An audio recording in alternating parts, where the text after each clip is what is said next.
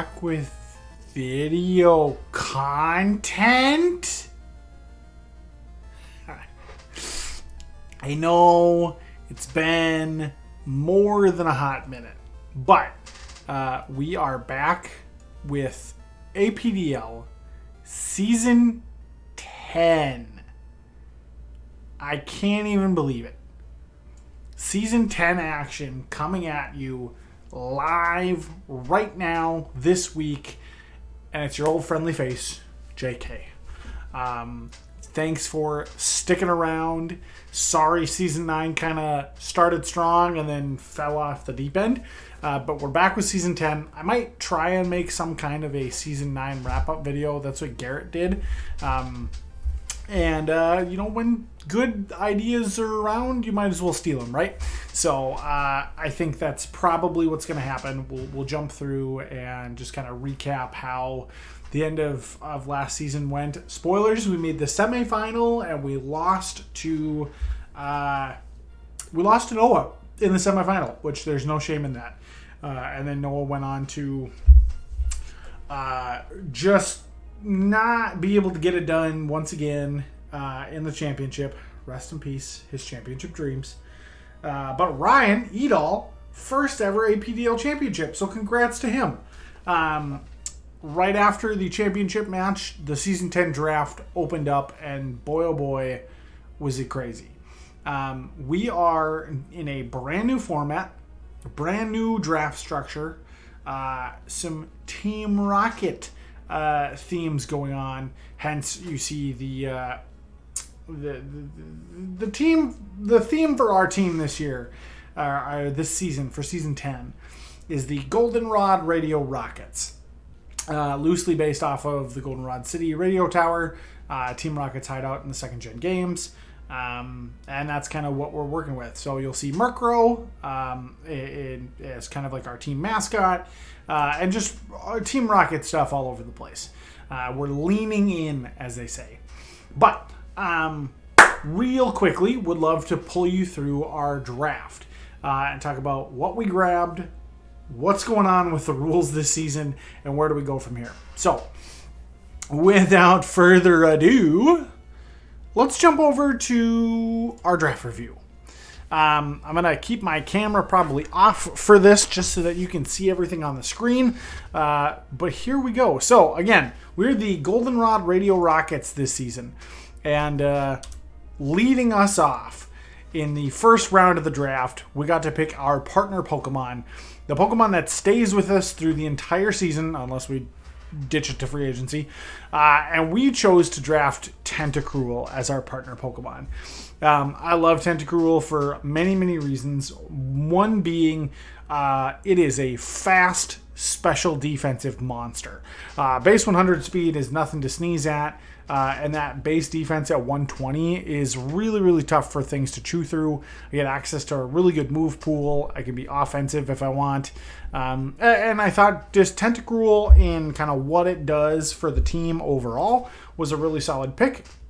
And something that I wanted to always have access to. It's a rapid spinner. It gets toxic spike absorption. I think I also... I'm not 100% sure if it gets toxic spikes itself, but it's got access to, like I said, just a really cool move pool, really good stats across the board. And with this season's new steal mechanic, I wanted something that I can reliably have on my team that can deal with hazards and other things like that. So that is Tentacruel, our partner Pokemon. I am stoked to have it. It is always protected from the steal. And will be with us probably for the entirety of the season. But after that, after the first round, everybody goes through 1 through 16, drafts their partner Pokemon.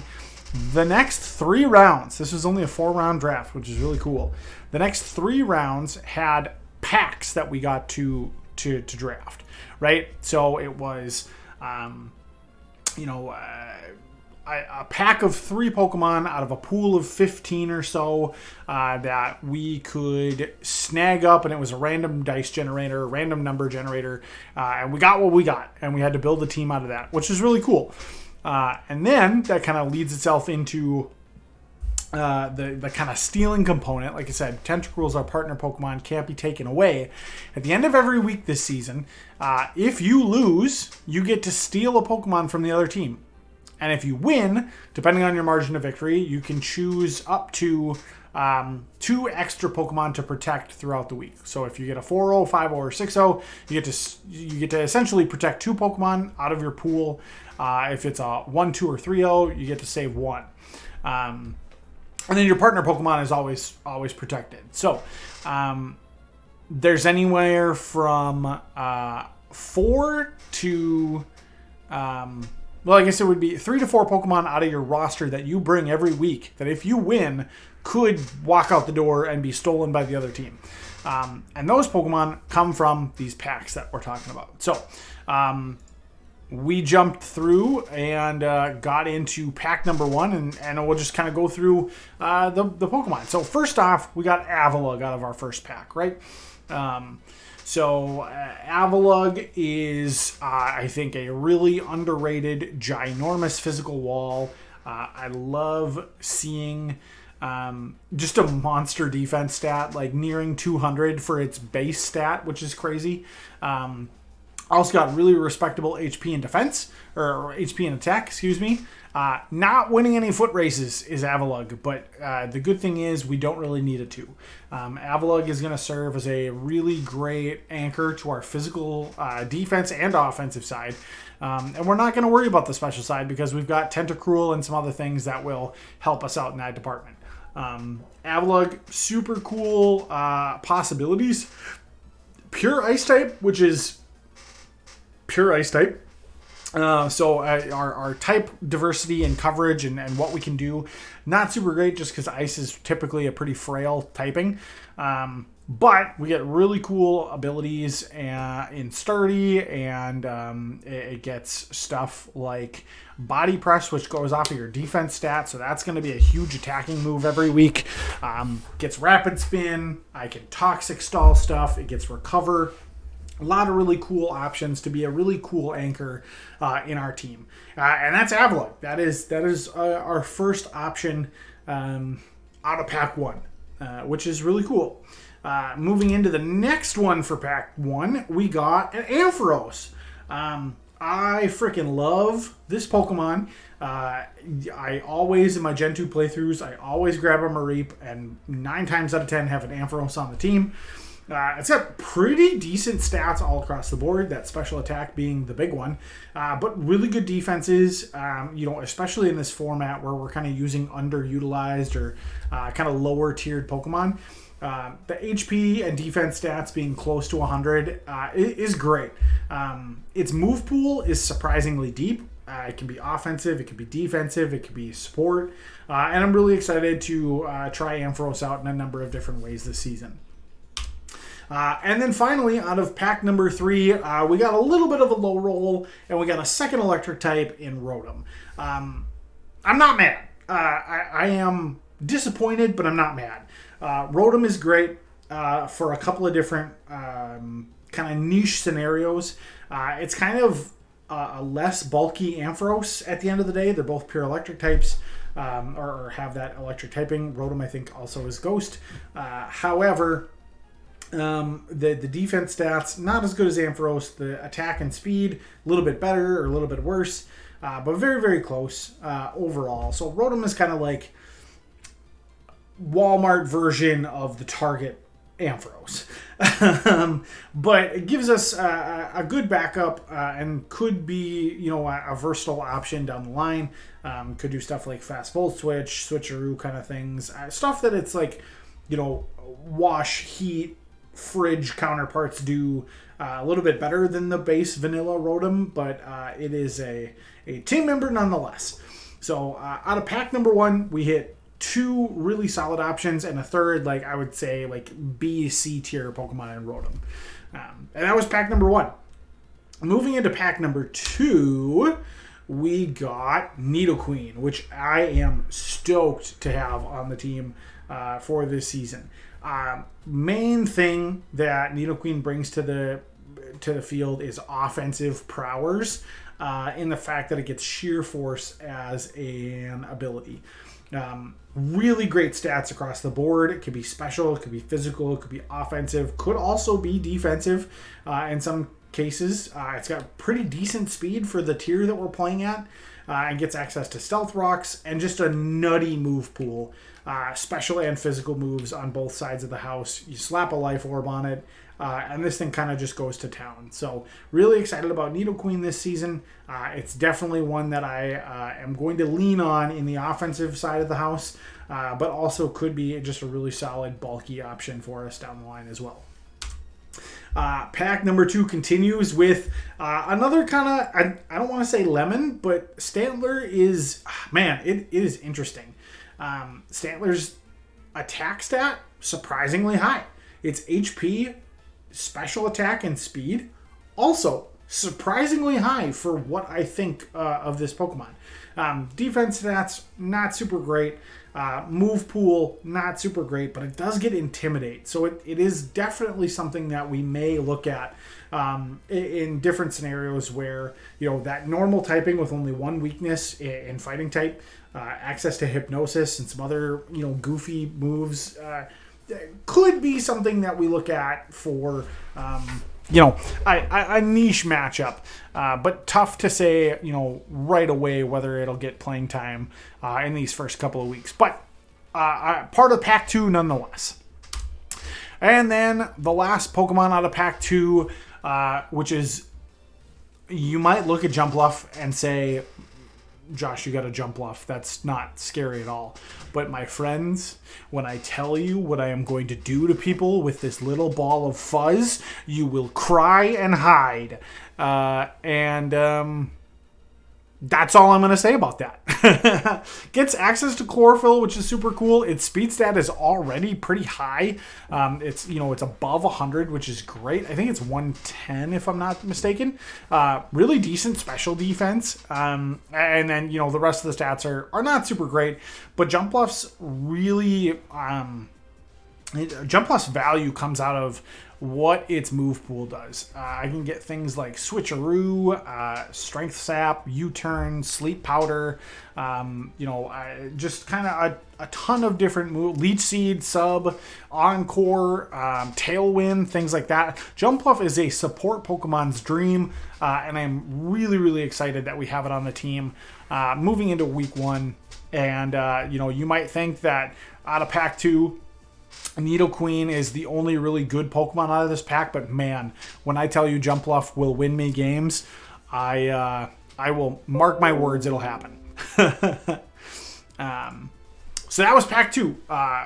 Nidoqueen, Jumpluff, super solid. Stantler, not as great, but still decent, right? And that moves us into Pack number 3. So, Pack number 3, Dunsparce. The meme lord himself has risen into his evolved form, and we have Serene Grace on our side. Dunsparce's HP and attack stat are wonderful. Its special attack and both of its defenses actually are not bad either. And the speed stat is slow. It's slow. However, it gets access to that Serene Grace ability. We can do things like Body Slam, Ancient Power, stuff. You never know. Dunsparce is not a Pokemon I would ever choose to draft myself. But in this kind of lottery fashion, it's not bad. I am not necessarily disappointed to have it on our team. And we will definitely take advantage of how bulky it is. I can do some cool setup things and play a really cool role. Our team is kind of light on attackers. It's very bulky, very situationally useful in its support functions, but not a lot of like raw punching power, right? But the Dunsparce being base 100 attack and some really nice HP stat to go with it.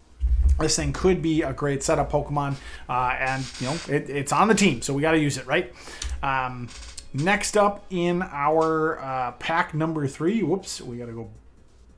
Oh my goodness, all over the place. What am I doing? Next up in pack number 3 is Sawsbuck. Now, again, I said that we needed some offense in this team, right? Well, here is part of that answer. Sawsbuck's speed and attack stat both right at 100, which helps a ton.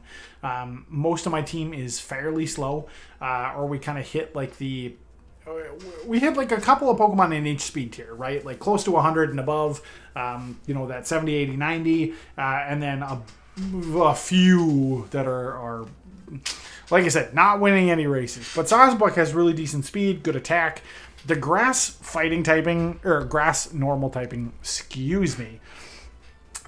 is not the greatest defensively, but what Sawsbuck's real job is going to be is maybe being a chlorophyll sweeper, as I have the winter version of it on the screen here. But chlorophyll is a great ability. If I get Sun up, its speed is doubled, and then all of a sudden, maybe we get a choice banded Sawsbuck that just runs wild one week. Who knows? Defenses and special attack, nothing to write home about. Like I said, Sawsbuck's main job will be to be offense that we'll have to build the team around, right? But, a great addition, and definitely I'm just realizing that with our last pick here, I rolled 3 normal types in pack number 3, which not great for our type diversity. But Squawkabilly is that last Pokemon in pack number 3 that rounds out the team. Good attack and speed stats, much like Sawsbuck. Defenses, again, not super great. HP's okay. And the move pool and abilities are not bad. Squawkabilly will be kind of like surprise support here and there. Maybe able to do some kind of like U-turn attacking, kind of like get out pivot type Pokemon. Does get some really cool abilities, Intimidate being one of the more useful ones, and will be a role player on the team. And it's another normal type. So again, aside from fighting type, my team has really, really good coverage across the board. Fighting type does a number on us, just with kind of how the draft shook out. But that's Squawkabilly, and that is the end of the team, you guys. So to recap, Tentacruel was our partner Pokemon. Pack number 1, we got Avalugg, Ampharos, and Rotom. Pack number 2, Nidoqueen, Stantler, and Jumpluff. And then pack number 3, Sawsbuck, Squawkabilly, and Dunsparce. And this is your team to start week 1 of season 10 in the APDL. I'm really excited about this team. I think there's potential here. Definitely some holes that we're going to have to patch up. But to get us started and to get our week 1 matchup against the Kalamazoo Raichu, I think this is a squad that can go the distance and make some things happen. So let me know in the comments who your favorite Pokemon out of these 10 is. It's tough. I love Tentacruel, Ampharos, and Nidoqueen. Avalugg and Jumpluff are definitely up there as well. The other 5, not my favorite, but like I said, all have a role to play in this season, and we'll do our best. So wish us good luck, and we will see you very, very soon in week number 1.